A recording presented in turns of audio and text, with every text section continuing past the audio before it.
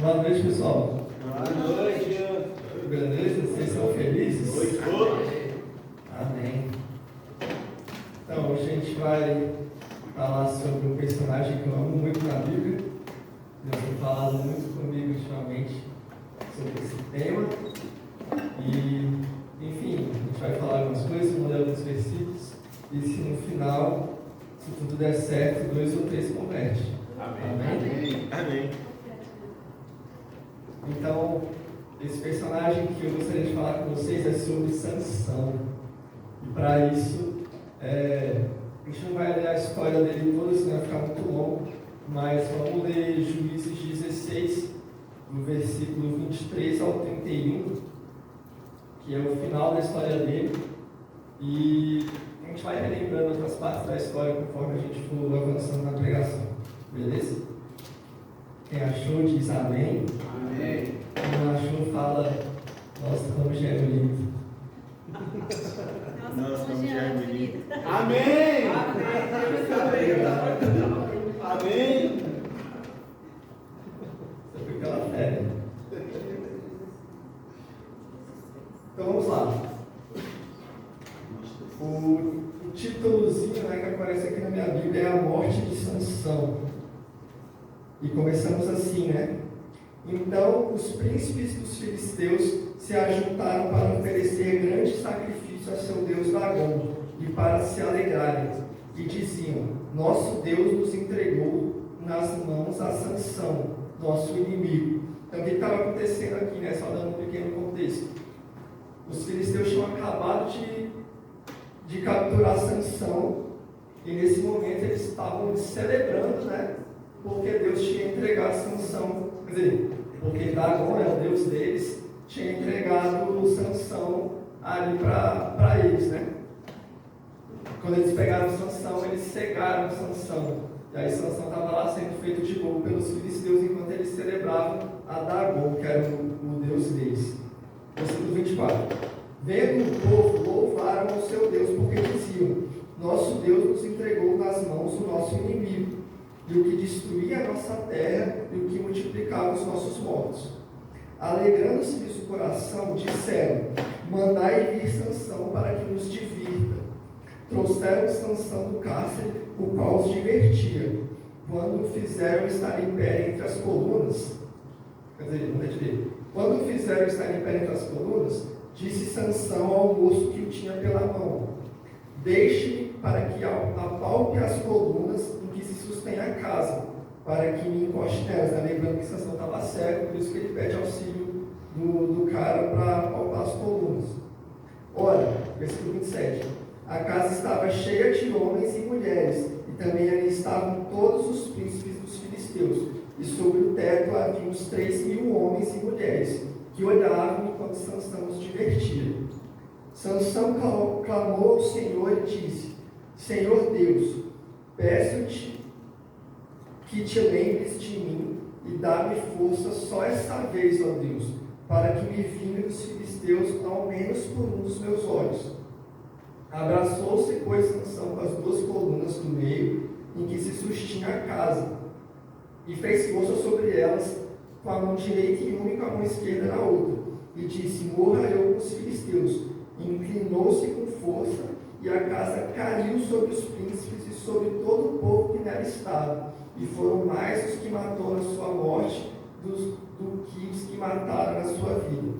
Então seus irmãos desceram, e toda a casa de seu pai tomaram, subiram com ele e o sepultaram entre Zorá e Estaol, no sepulcro de Manoá, seu pai.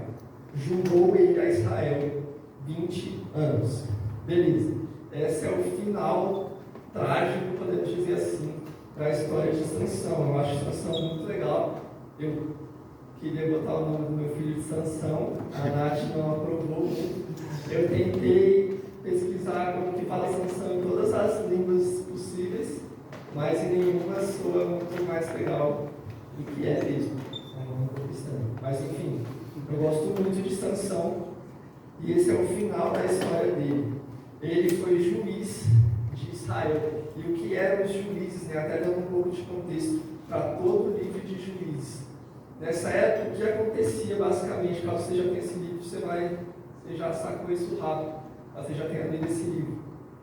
O povo de Israel estava lá, e aí eles começavam a pecar. O povo de Israel não tinha rei, né, naquela época, e eles começavam a pecar, se afastar do Senhor das mais diversas formas, e aí sempre se levantava um povo estrangeiro e passava a oprimir o povo de Israel. Aí nesse momento o povo de Israel se arrependia, clamava ao Senhor, e aí Deus levantava um juiz, né? Que era um povo que era um cara que iria libertar o povo de Israel da opressão. E ele fazia isso, né? Com a força de Deus ali ao lado dele. E aí o povo de Israel voltava feliz com a sua vida depois de ser liberto. Só que, se você ir lendo o livro de Juízes, você vai percebendo que isso na verdade é um ciclo sem fim. Toda vez o povo está lá, peca, vem um povo estrangeiro, começa a oprimir o povo de Deus, eles se arrependem, Deus levanta o juiz liberta o povo e depois eles voltam a pecar de novo. Isso vai acontecendo várias e várias vezes. E se você for reparando também, você percebe que esse ciclo, ele parece que se tornando cada vez pior, né? Vai se tornando ladeira abaixo. O povo peca e depois que eles são libertos pelo juiz, eles voltam com pecados mais pesados, pecados mais graves, e aí se levanta o juiz, e o juiz, conforme eles vão se passando, os primeiros Otiniel, Eude, Débora, e conforme vai se passando Gideão, os juízes também vão se tornando pessoas cada vez mais controversas, né? Pessoas assim que você olha e fala, pera, esse cara não é bem um exemplo de um homem de Deus, de uma mulher de Deus. E esse ciclo vai se perpetuando, um ciclo de pecado, que conforme o ciclo vai passando, eles vão se afundando cada vez mais em pecado, cada vez mais e cada vez mais, e isso vai se repetindo. E aí a gente pensa, né, além da história, aonde que isso vai chegar, né? Porque está cada vez se tornando pior, está cada vez ficando mais estranho, está cada vez ficando mais difícil de ler. Você vai ler e fala, meu Deus, quanta velocidade. E aonde que isso vai chegar? Até que a gente chega em Sansão, e reflete bem isso. Sansão era um cara meio arrogante, era um cara meio debochado, gostava de charada, ele brincava com o perigo diversas vezes na história dele. Você fica, meu Deus, cara, para de fazer isso que você está fazendo, você está de sacanagem. E ele continua indo, mas tinha sido o juiz que Deus levantou para libertar esse Deus, ou para libertar o povo de Israel dos opressores. Só que tem algo na história de Sansão que é engraçado, que apesar de todos os seus defeitos, apesar de todas as suas falhas, Sansão ainda lutava. Por que é importante dizer isso? Porque se você for lendo as histórias dos juízes anteriores a Sansão, você percebe que o povo de Israel ainda tinha uma vontade, ainda tinha uma certa gana, podemos dizer assim, de lutar contra os opressores. A gente vê outras histórias que estão reunidos guerreiros, reunidos exércitos, e o juiz liderava esse povo, né, para conseguirem lutar contra os opressores. Só que na época de Sansão não. O povo, ele já não lutava mais. Parecia que o povo de Israel já estava sem esperança, já estava sem fé, ou então já tinha se acostumado com aquela situação de tudo bem, nós somos oprimidos pelos filisteus mesmo, e a vida é assim, e segue. Tanto é que em todas as histórias que a gente vê Sansão lutando, e olha que ele lutava bastante, a gente vê Sansão lutando sozinho. A gente nunca vê Sansão chamando guerreiros, a gente nunca vê Sansão liderando o exército. Era Sansão com a sua força, ele era um cara muito forte, lutando sozinho contra os filisteus, contra os opressores. E aí que está. Esse é a primeira lição que a gente aprende com Sansão. Apesar de tudo, Sansão não deixava de lutar, porque o povo estava vivendo ciclos de pecado.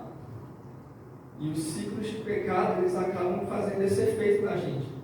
Esse efeito anestésico, podemos dizer assim. Sabe, talvez, eu já passei por isso, talvez você se identifique. Você tem algum pecado, você sabe que é pecado.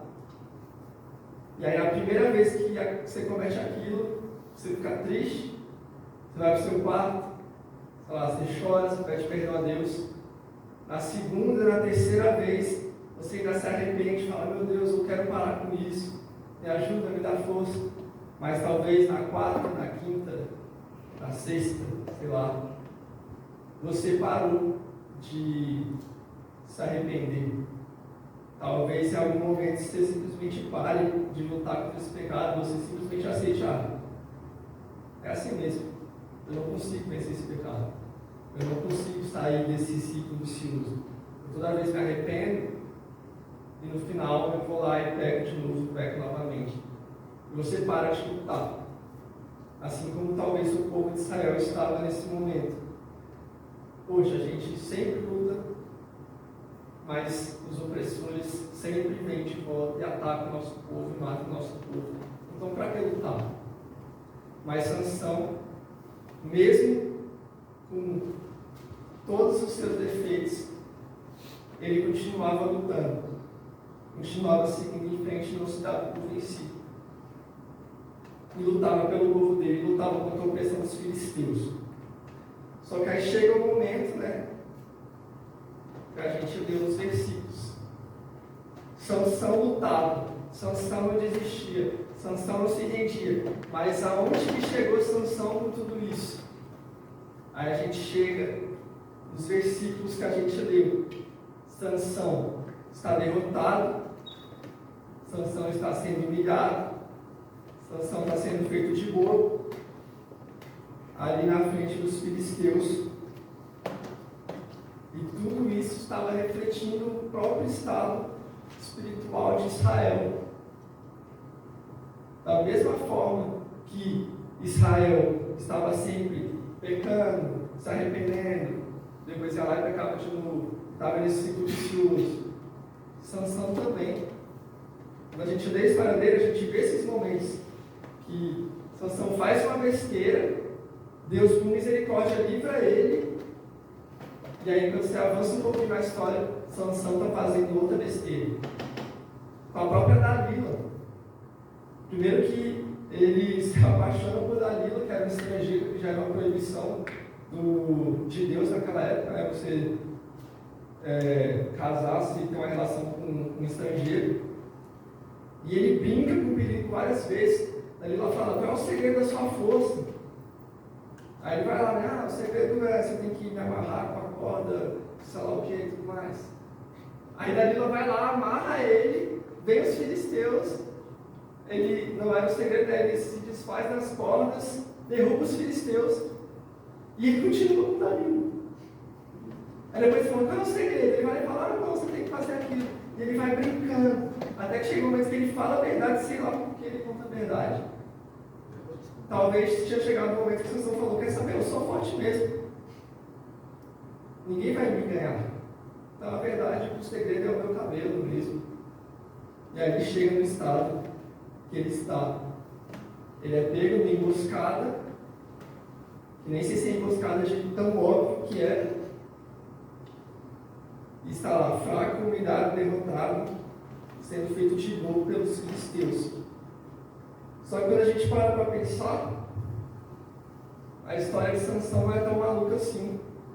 Porque a gente vê na Bíblia vários homens e mulheres de Deus que nós olhamos como exemplo, mas que têm histórias dessas, Como a gente não lembra, por exemplo, de Abraão, que ele estava seguindo as ordens de Deus, saiu da sua terra, só que quando ele chega lá no meio de um povo estranho, ele fica com medo de falar que Sara era a mulher dele, porque ele tinha medo de que os caras matassem ele para falar com Sara. Ele fala, não, Sara é minha irmã. E aí ele entrega Sara para os caras. Abraão, um exemplo para nós. Davi, o homem segundo o coração de Deus, quantos erros Davi não cometeu durante a vida dele, desde o adultério, desde tentar disfarçar o adultério, criando um ciclo de mentiras, desde a forma como ele lidou com a família dele, que foi só ladeira abaixo, a forma que os filhos deles foram criados e como isso se desenrolou. João, né, já falando no Novo Testamento, que caminhou com Jesus durante 3 anos, no final ele ainda está lá falando: Jesus, será que eu posso sentar do seu lado no reino, se a pessoa vai ficar à sua direita? Aí Jesus, meu Deus, cara, vocês não estão entendendo nada que eu estou ensinando para vocês esse tempo todo. Pedro, que nega Jesus 3 vezes. O próprio Paulo, que perseguia os cristãos, estava ali presente e assentiu com a morte de Estevão. Quando a gente para pensar em vários personagens da Bíblia, a gente percebe que Sansão não é tão diferente deles. De homens que erram, homens que pecam, mas que mesmo assim são usados por Deus. Quando a gente olha para esses caras, a gente pensa que talvez nem mesmo a gente seja tão diferente assim. Porque tantas coisas boas que a gente já fez, sei lá, poxa, eu sirvo na igreja, poxa, eu toco no louvor, eu ajudo uma senhora a andar na rua, sei lá, atravessar a faixa. Como eu sou bonzinho, quando a gente para pensar no tanto que a gente erra, no tanto que a gente peca, no tanto que às vezes na nossa mente, no nosso coração, nós não estamos alinhados com o Evangelho. É nesse momento que a gente olha para Sansão e fala: cara, talvez Sansão não seja tão errado assim. Talvez Sansão não seja tão diferente da gente. E aí a gente avança para o segundo ponto. O primeiro é o ciclo do pecado. O que o pecado faz e para onde o pecado nos leva. E a gente viu para onde o pecado nos leva vem da história de Sansão. E o segundo é a graça de Deus. A gente viu na história que Sansão estava derrotado, Sansão estava humilhado diante dos filisteus, e os filisteus estão festejando com isso. E o engraçado é que muitas vezes isso acontece com nós enquanto cristãos. Às vezes pessoas vão se alegrar com a nossa queda. Às vezes pessoas vão se alegrar com o nosso pecado. Pior, às vezes a gente mesmo se alegra com o erro e o pecado de outros. Eu fico imaginando, isso não está na Bíblia, essa é uma imaginação minha, mas talvez tivesse alguém lá em Israel falando: finalmente Sansão se deu mal, né? Ele se achava, era o fortão, ficava brincando com todo mundo, agora se deu mal. Então ele está lá sendo zoado pelos filisteus. E talvez, muitos do próprio povo de Israel estavam achando que era correto aquilo que o Sansão estava sofrendo. Só que a grande verdade, isso é difícil até de dizer, mas que sim, Sansão ele merecia isso. Porque a própria Bíblia nos diz que o salário do pecado é a morte. Sansão pecou, Sansão falhou, Sansão não levou a sério os propósitos de Deus para a vida dele, porque Sansão já tinha sido escolhido desde o seu nascimento com um propósito, e ele merecia a morte. Assim como nós, que os nossos pecados, né? A gente já nasce em pecado, a gente não consegue cumprir a lei de Deus, por mais que a gente se esforce bastante. E no final, o salário do pecado é a morte. Da mesma forma que Sansão merecia o que ele estava sofrendo ali, nós também merecemos a morte pelo pecado que habita em nós. Só que existe um pequeno detalhe nessa história. Como eu acabei de falar, Deus havia feito uma promessa para Sansão. Eu vou voltar alguns versículos no capítulo 13, que diz assim, versículo 2: havia um homem de Zorá da linhagem de Dan chamado Manoá, cuja mulher era estéril e não tinha filhos. Apareceu o anjo do Senhor a esta mulher e lhe disse: eis que é estéril e nunca tiveste filho, porém conceberás e darás à luz um filho. Agora, pois, guarda-te, não bebas vinho ou bebida forte, nem comas coisa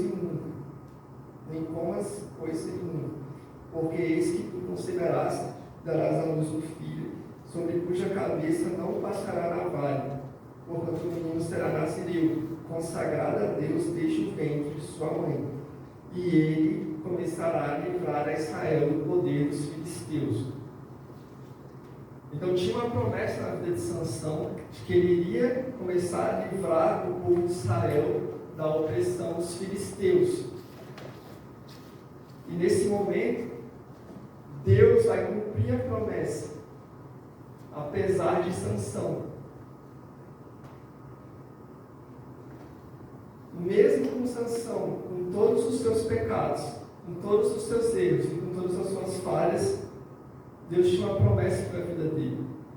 E Deus não é homem para que minta, nem filho do homem para que se arrependa. E se ele tinha prometido algo na vida de Sansão, ele iria cumprir, mesmo que Sansão não estivesse ajudando em nada para aquilo.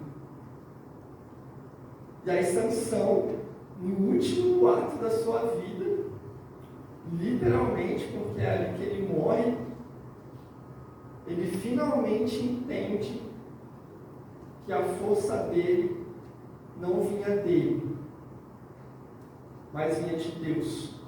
Amém. E ali ele faz um último pedido: Senhor, peço-te que te lembres de mim e dá-me força só essa vez.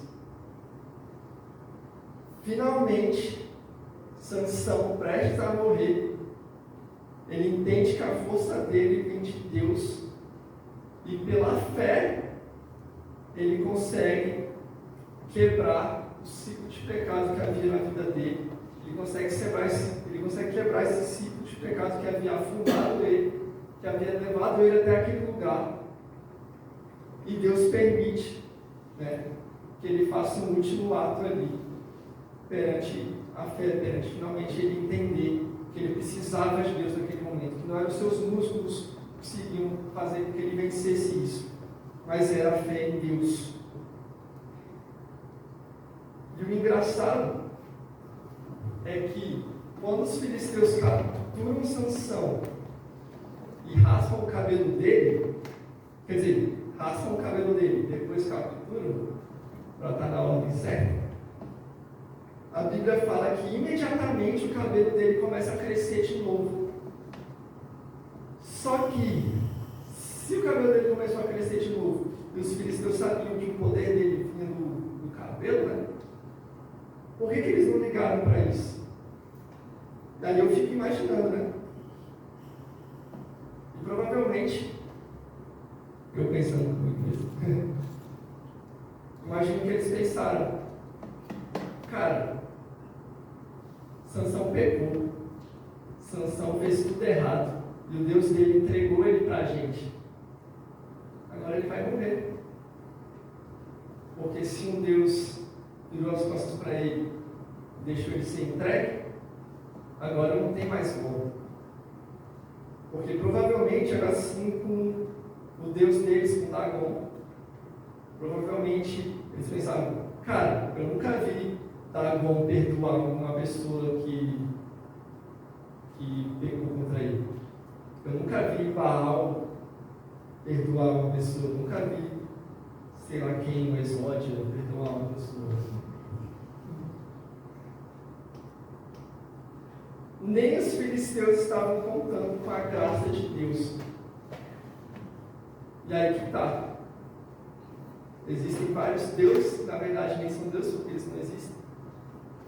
Mas o único Deus verdadeiro, diferente de tudo que se cria dos outros, os deuses dos outros povos estrangeiros, ele tinha o poder e a grandeza de ter misericórdia dos seus servos e de perdoar os seus servos. E ninguém estava contando com isso.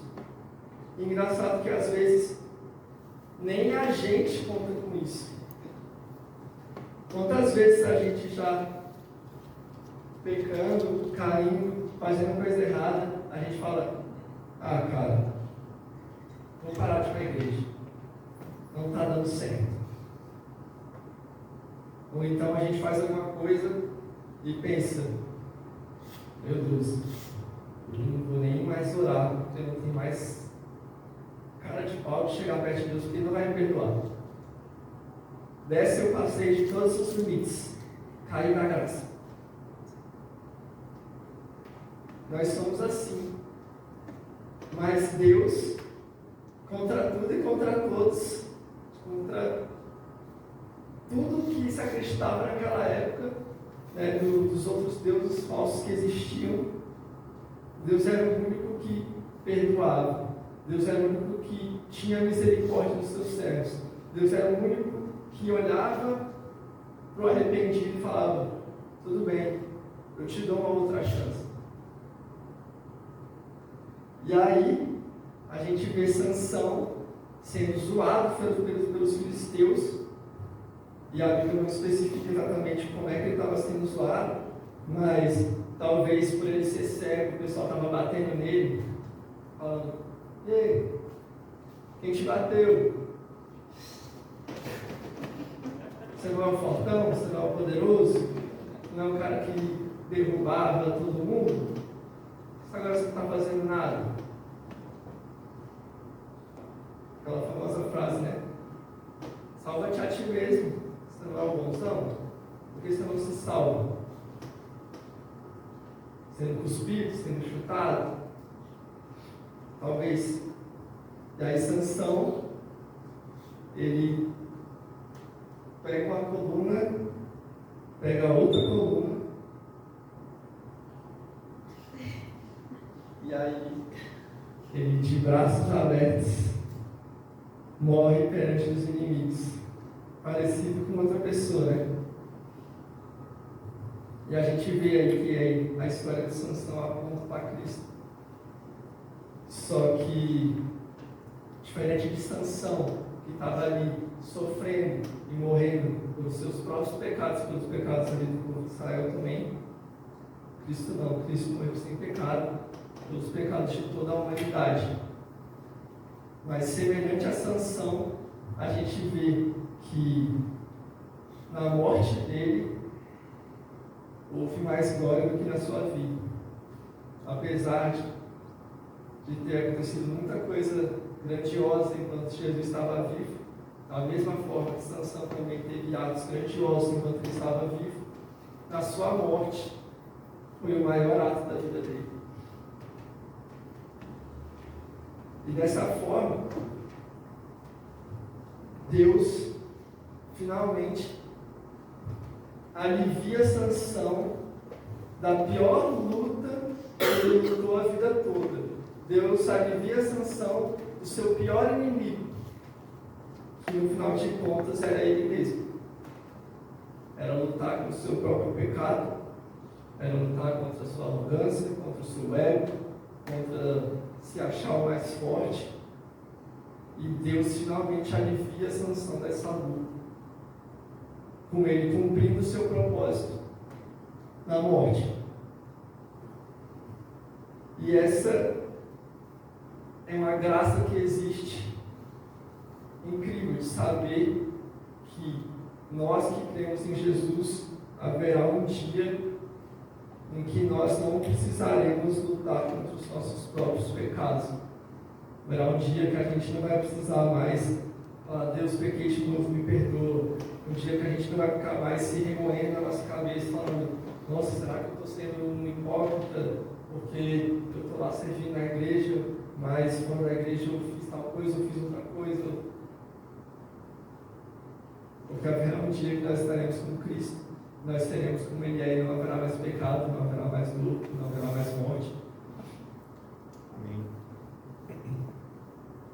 E é dessa forma que nós descobrimos que Deus consegue usar homens imperfeitos, mulheres imperfeitas.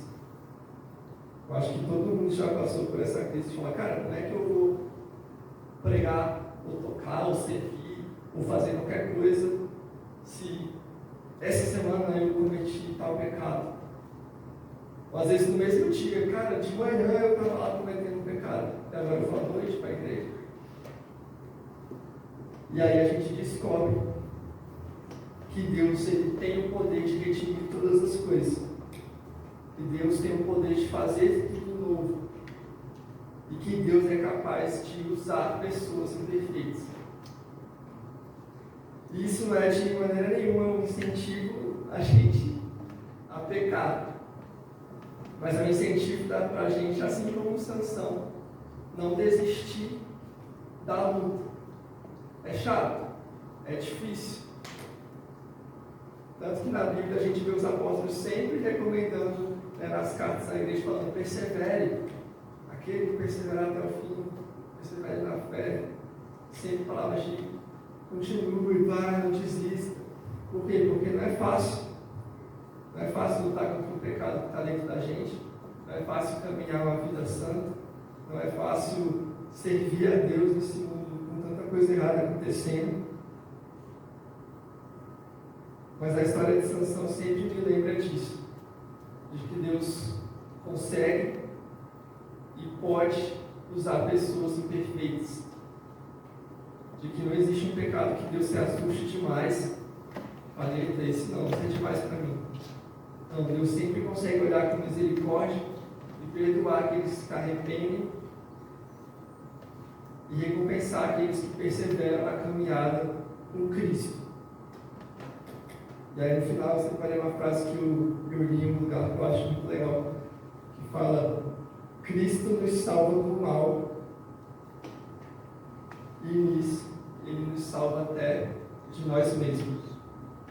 Então, esse é um incentivo para a gente continuar caminhando, apesar dos nossos pecados, apesar das nossas falhas, apesar das vezes da gente mais dificultar o trabalho de Deus que está ajudando, caminhando conforme Ele pede, mas para a gente seguir, porque Deus ele é misericordioso, Deus ele é gracioso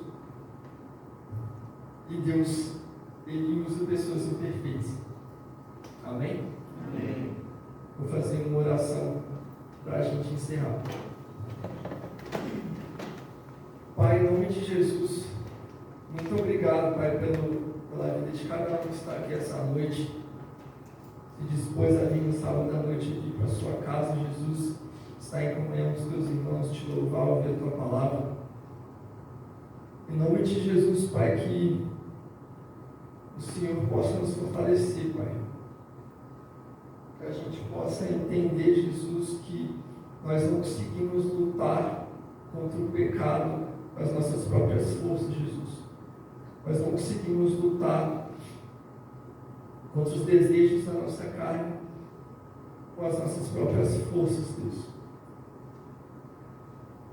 Que a gente possa orar, Pai, assim como o Sansão orou. Dá-nos força mais uma vez, Jesus. Para que, apesar de nós mesmos, a gente possa continuar seguindo o Evangelho, seguindo o caminho santo, Jesus, de fé, Pai, que nos leva para mais perto de Ti, Jesus. Que em nome de Jesus, Pai, a gente nunca se esqueça que mesmo com nossos erros e com nossas falhas, o Senhor nos ama, o Senhor pagou o preço dos nossos pecados no nosso lugar, o Senhor nos trouxe para perto de Ti, e é o Senhor, Pai, quem vai nos nos fazer perseverar e continuar seguindo na caminhada dessa vida, Jesus. Então, em nome de Jesus, Pai, que a gente possa entregar as nossas vidas aos Teus pés. E aqui eu não estou falando de falar que Te aceita como o único e suficiente Salvador, Jesus, porque isso nós já fizemos. Mas eu estou falando de viver, Jesus, confiando nas Suas forças, Pai, não nas nossas próprias. Nós não conseguimos, mas o Senhor consegue, Pai. E o Senhor em nós é a esperança da glória, Jesus. Que a gente possa confiar em Ti, Pai, e todos os dias Te chamar para caminhar conosco, Pai. Nós vivemos num mundo que existem aflições, nós iremos passar por muitas coisas, mas que no final do dia a gente possa descansar em Teus braços, sabendo que é o Senhor quem cuida de nós, é o Senhor quem cuida da nossa caminhada, Pai. Em nome de Jesus que nós oramos agradecidos por tudo, Pai. Muito obrigado, Jesus. Amém.